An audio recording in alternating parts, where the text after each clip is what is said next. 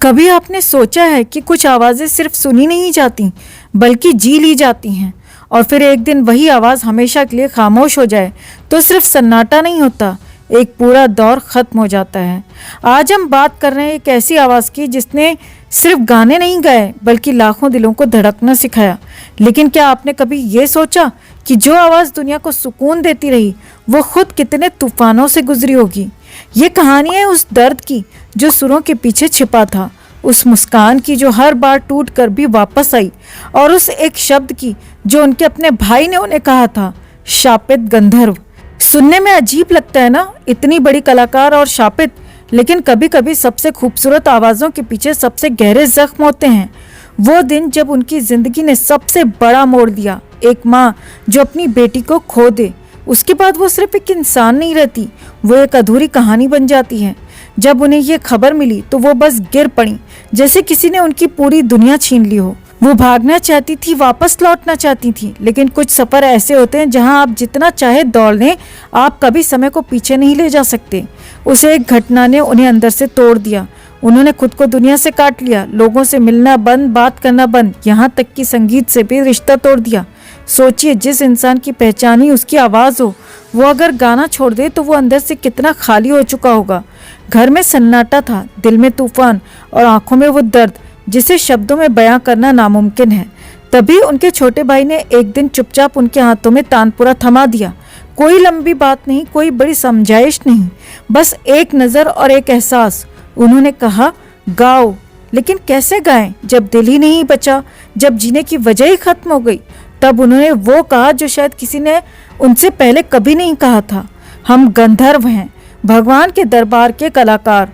लेकिन कुछ गंधर्व शापित होते हैं, उन्हें धरती पर भेजा जाता है ताकि वो लोगों को खुशी दे सकें, लेकिन खुद कभी पूरी तरह खुश नहीं हो पाते। सोचिए, क्या ये एक दिलासा था या एक कड़वा सच?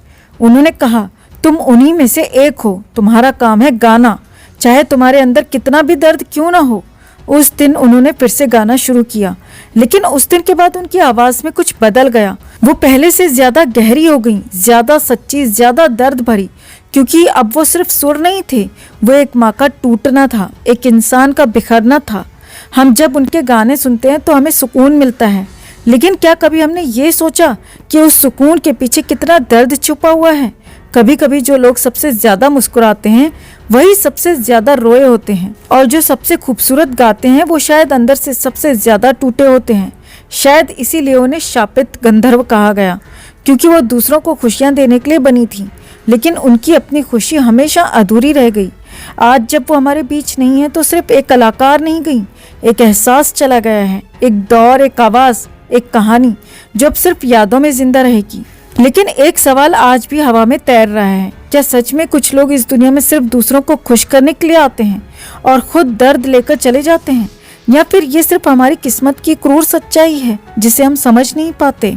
क्या आप भी कभी किसी अपने के लिए मुस्कुराते रहे हैं जबकि अंदर से पूरी तरह से टूट चुके थे? कमेंट में हाँ या ना ज़रूर लिखिए, और रिप आशाताई लिखकर उन्हें श्रद्धांजलि भी ज़रूर दीजिए। वीडियो को लाइक और शेयर कर अपना प्यार और सपोर्ट भी ज़रूर दिखाइए। उस रात, आखिरी रात, अस्पताल के उस कमरे में कुछ ऐसा हुआ जिसके बारे में आज भी डॉक्टर्स खुलकर बात नहीं कर रहे, क्योंकि उस रात आशाताई ने एक ऐसी चीज़ मांगी जिसे सुनकर वहां मौजूद हर इंसान के होश उड़ गए। कमरा शांत था, मशीनों की बीप जैसे हर सेकंड वक्त गिन रही थी। सांसें कमज़ोर थीं, लेकिन आंखों में अब भी वही चमक थी। डॉक्टर झुके, धीरे से पूछा, आपको कुछ चाहिए? कुछ पल खामोशी रही, फिर आशाताई के होंठ हिले, इतनी धीमी आवाज़ कि सुनने के लिए सबको करीब आना पड़ा। और जैसे ही उन्होंने सुना, कमरे में सन्नाटा छा गया, क्योंकि उन्होंने कहा था, मुझे मेरा माइक्रोफोन दे दो। एक पल के लिए किसी को समझ नहीं आया इस हालत में कोई गाना क्यों गाना चाहेगा, लेकिन उनकी आंखों में एक अधूरी सी जिद थी, जैसे कोई आखिरी वादा अभी बाकी हो। डॉक्टर्स हिचकिचाए, नर्सें रुकीं, लेकिन फिर एक छोटा सा माइक्रोफोन उनके पास रख दिया गया। कमरा अब बिल्कुल शांत था, और फिर आशाताई ने अपनी आखिरी ताकत जुटाई। होंठ खुले और एक बहुत ही धीमा, टूटता हुआ सा सुर निकला। पहले कोई पहचान नहीं पाया, फिर धीरे धीरे वो सुर एक गाने में बदलने लगा। अभी न जाओ छोड़कर कि दिल अभी भरा नहीं, हाँ, वही गाना जिसे उन्होंने कभी लाखों दिलों के लिए गाया था, आज वो उसे खुद के लिए गा रही थी। हर शब्द जैसे रुक रुक कर निकल रहा था, हर सुर जैसे सांस से लड़ रहा था।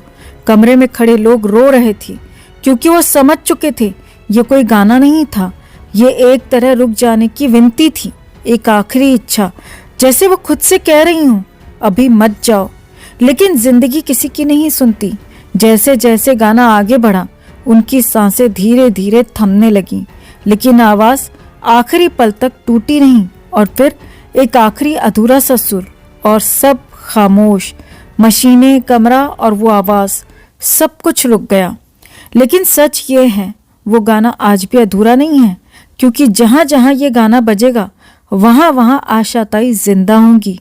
आशा ताई को आखिरी विदाई देते हुए, श्रद्धांजलि देते हुए कमेंट में रिप आशा ताई जरूर लिखें।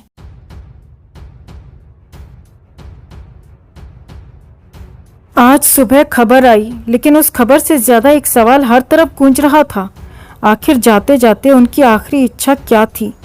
लोग बस इतना कह रहे हैं, आशा ताई अब नहीं रही, आशा भोसले। पर सच मानो दिल इस बात को मानने के लिए तैयार ही नहीं है, क्योंकि कुछ आवाजें खामोश नहीं होती, बस महसूस होना बंद हो जाती हैं। उनके आखिरी दिनों में सब कुछ धीरे धीरे थम रहा था, सांसें भारी हो चुकी थी, शरीर थक चुका था, लेकिन एक चीज थी जो अब भी जिंदा थी, उनकी आवाज। डॉक्टर्स कहते रहे अब आपको आराम करना चाहिए, लेकिन आशा ताई हर बार मुस्कुराकर एक ही बात कहती थी, आराम बाद में, पहले एक सुर और। शायद यही उनकी अधूरी सी इच्छा थी, एक ऐसा सुर जो अभी बाकी था। रात के सन्नाटे में जब पूरा शहर सो जाता था, उनके कमरे से धीमी धीमी गुनगुनाहट आती थी। कोई माइक नहीं, कोई स्टेज नहीं, बस एक कलाकार जो अपनी हर सांस के साथ अपनी आखिरी इच्छा को पूरा करने की कोशिश कर रही थी। और फिर वो दिन आ गया। लेकिन सबसे बड़ा सवाल उनके जाने में नहीं था, बल्कि उनकी आखिरी इच्छा में था। कहते हैं उनके आखिरी 10 मिनट बहुत अलग थे, न कोई घबराहट, न कोई दर्द का शोर, बस एक बहुत हल्की सी धुन, जैसे कोई खुद को ही धीरे धीरे विदा दे रहा हो। वहाँ मौजूद लोगों ने कुछ ऐसा महसूस किया जिसे वो आज तक शब्दों में नहीं बता पा रहे। किसी ने कहा वो गुनगुना रही थी, किसी ने कहा नहीं वो सिर्फ हवा थी।